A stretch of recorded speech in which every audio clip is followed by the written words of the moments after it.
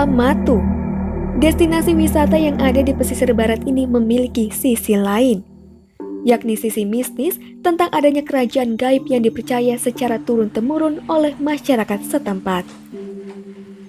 Wisata Gua Matu terletak di Desa Waisindi Hanuan, Kecamatan Karya Penggawa, Kabupaten Pesisir Barat.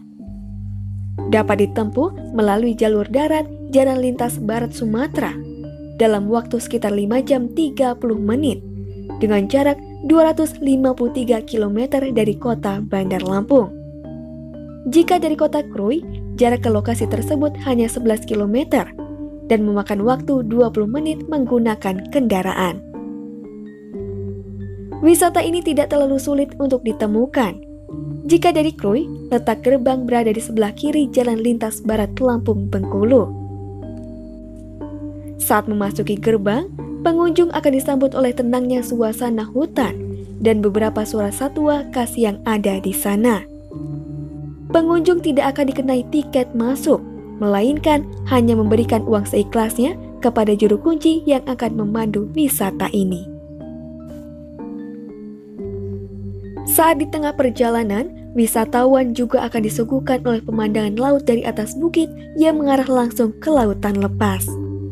Dalam perjalanan menuju goa, kita akan menuruni anak tangga yang berjumlah 299 anak tangga. Dulunya waktu membangun anak tangga tersebut sangat sulit.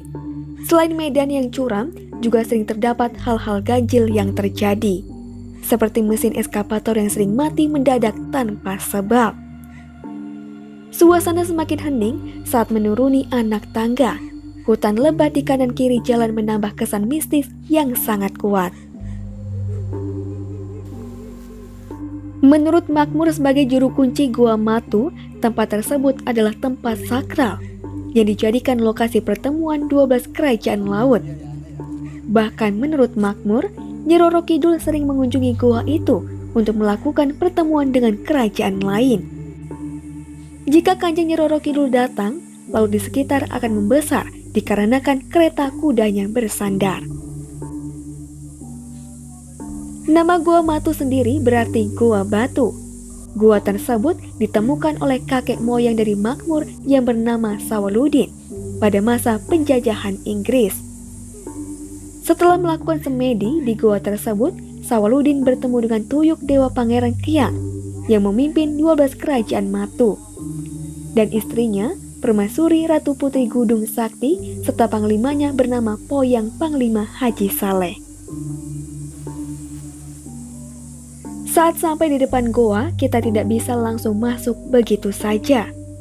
Juru kunci akan meminta izin terlebih dahulu kepada makhluk gaib yang ada di sana.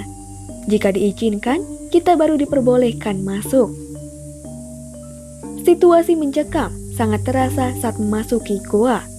Bau khas dari kotoran kekelawar menyengat, ditambah suasana yang gelap dari dalam goa menambah kesan mistis. Sejauh mata memandang tak terlihat ujung dari goa tersebut. Kita hanya dibawa memutar dari tempat pertama masuk goa, yang merupakan jendela dan keluar di pintu utama goa tersebut, yang menghadap langsung ke laut lepas. Di sisi lain kita tidak diperbolehkan untuk masuk, dikarenakan alasan keselamatan, karena untuk masyarakat awam hal tersebut akan berbahaya. Menurut juru kunci, wujud nyata dari makhluk gaib itu biasanya menjelma sebagai ular, biawak, dan kekelawar. Untuk mengunjungi tempat tersebut, wisatawan diharapkan dapat menjaga etika dan tata krama, serta tidak sembarangan berbicara kotor, karena hal tersebut bisa mengganggu makhluk gaib yang bersemayam di sana.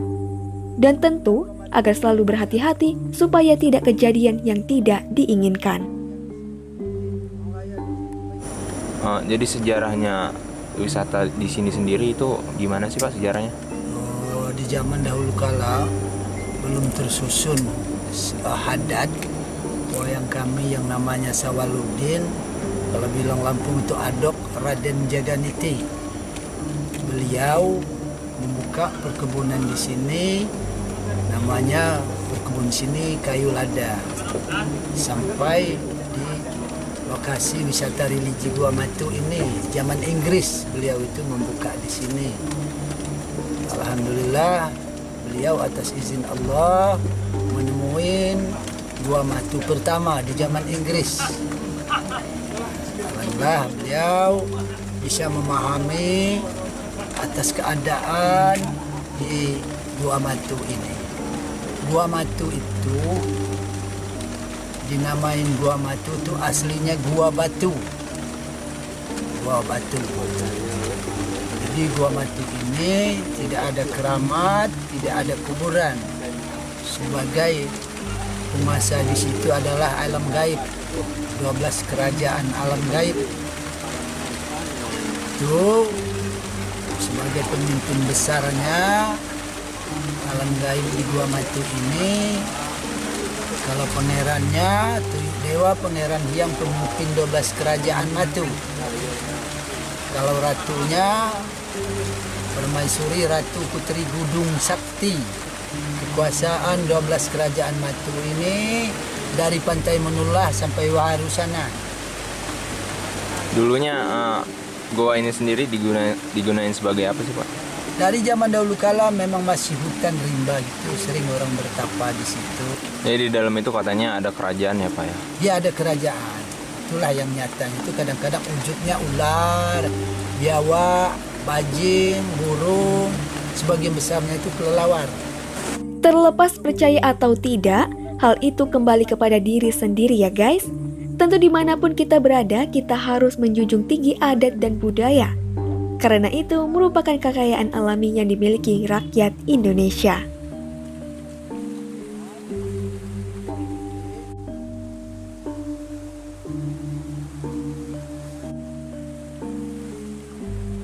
Dari pesisir barat, Ferry dan Andre, Sabure TV melaporkan.